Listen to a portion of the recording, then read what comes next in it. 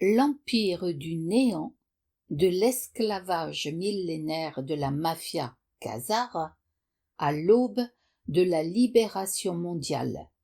La City de Londres, de Michel Cannon.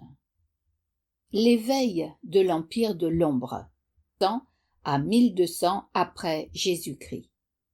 Au cœur des steppes eurasiennes, entre la mer Noire et la mer Caspienne, s'épanouit la nation khazare, sous le règne d'un monarque dont la cour s'adonne à des rituels occultes. Le peuple acquiert une réputation de violence et de pillage. Face à l'exaspération des puissances voisines, et notamment de la Russie, un ultimatum est lancé en l'an 800. Le roi doit choisir l'une des 3 religions du livre, judaïsme, christianisme et l'islam, pour civiliser son peuple.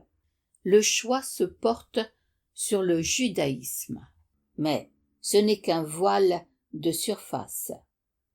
En secret, les élites préservent les rituels de l'ancienne confrérie de Baal.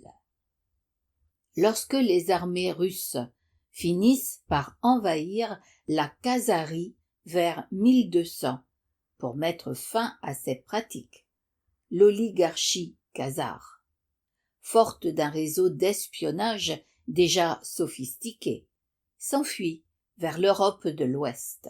Emportant leurs richesses colossales, ils s'installent sous de nouvelles identités, jurant une vengeance éternelle contre ceux qui les ont chassés. L'infiltration des couronnes et l'hégémonie financière. Les exilés identifient rapidement l'Angleterre comme une terre fertile pour leur renaissance. Au XVIIe siècle, ils financent Oliver Cromwell pour déstabiliser la monarchie. L'exécution du roi Charles Ier marque un tournant. La City de Londres est établie comme le nouveau sanctuaire financier de l'Europe. C'est ici que naît la magie noire babylonienne de la finance, un système permettant de créer de l'argent à partir de rien et de l'assujettir à l'usure. La lignée Boer, qui prend plus tard le nom de Rothschild, l'enseigne rouge, déploie ses racines sur tout le continent. Par la tromperie et la manipulation des marchés, notamment lors des guerres napoléoniennes, il s'approprie les richesses de l'aristocratie européenne. Ils ne se contentent pas de l'or. Ils infiltrent les lignées royales et éliminent quiconque prétend régner par droit divin ou par souci du peuple, leur préférant des dirigeants corrompus et redevables. Le siècle des révolutions et le contrôle mondial. Au XXe siècle, la stratégie s'accélère. En 1913, la création de la Réserve fédérale, Fed, aux États-Unis, scelle le destin financier de l'Amérique, transformant la nation en un outil au service de la mafia khazare.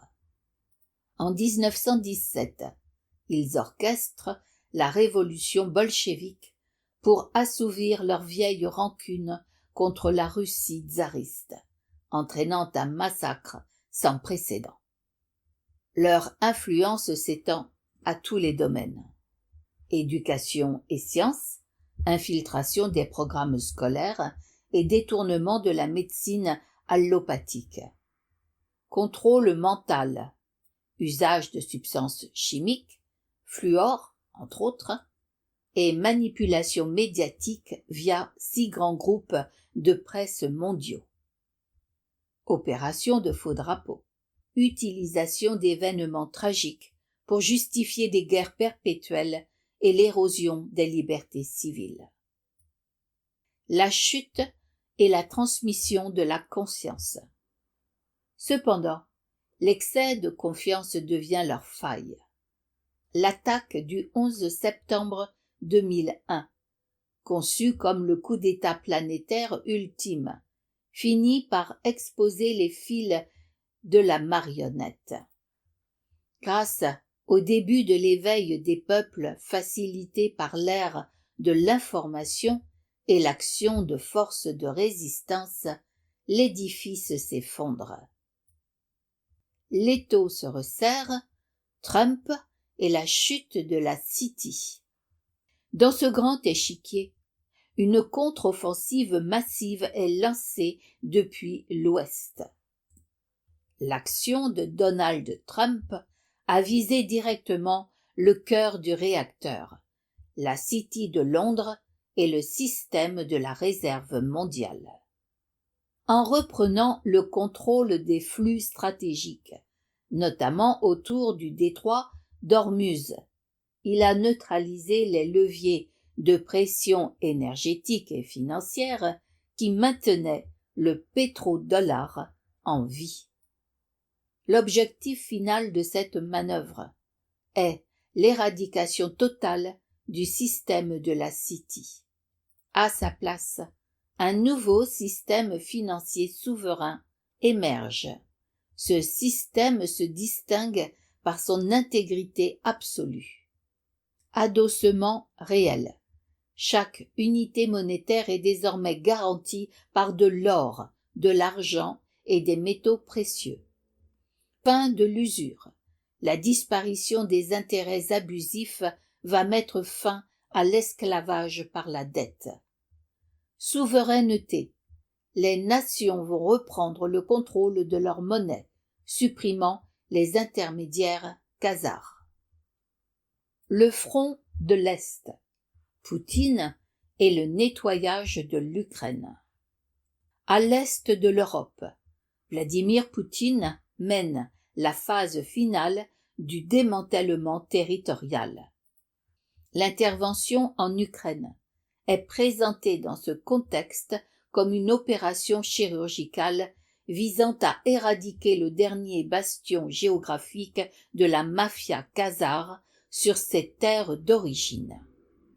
L'Ukraine était devenue, au fil des décennies, le centre névralgique de l'État profond, laboratoire biologique, centre de trafic humain et base arrière financière. En neutralisant ces infrastructures, la Russie ferme définitivement la porte à l'influence khazare en Eurasie, sécurisant ainsi la moitié orientale du monde contre les infiltrations de l'oligarchie babylonienne. La libération de la conscience mondiale. Ce double mouvement, mené de concert par l'Alliance, marque la fin d'une ère d'obscurité.